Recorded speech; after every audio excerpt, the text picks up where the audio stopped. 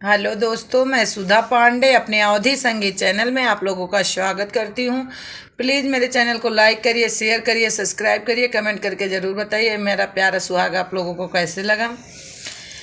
सोई गईले तो तारे सोई गईले माहीना, अरे सोई गईले वहाँ के लोग रे लाला नवाया रे सोई गईले गाँव के लोग रे लाला नवा।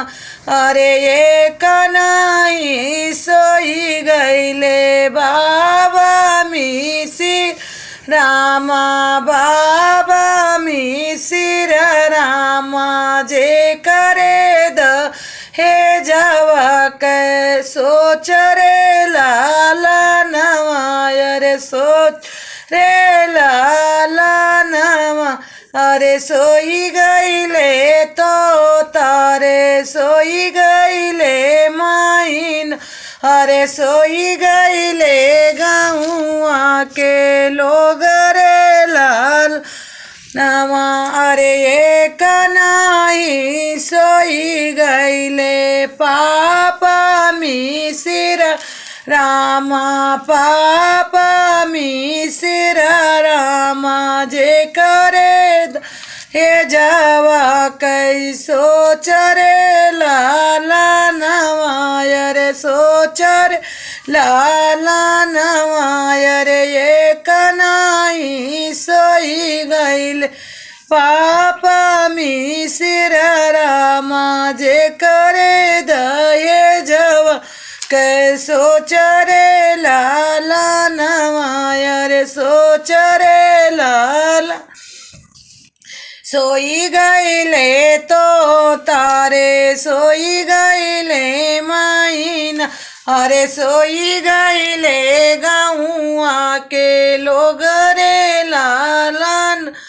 अरे एक नाई सोई गईले चाचा मिसिर रामा जे कर दहे जावा कै सोच रे लाला नवा, रे जे करे द हे जावा कै सोच रे लाला नवा। रे सोई गईल तो तारे सोई गईले माहीना, रे सोई गईले गाँव के लोग रे लाला नवा, रे लोग रे लालन। एक नाही सोई गईले भैया सुअनु रामा जे कर दहे जावा कै सोच रे लाला नवा, रे सोच रे लाला नवा। एतनी बचन सुनाई ससुरु पाड़े रामा, ससुरु पाड़े न रामा।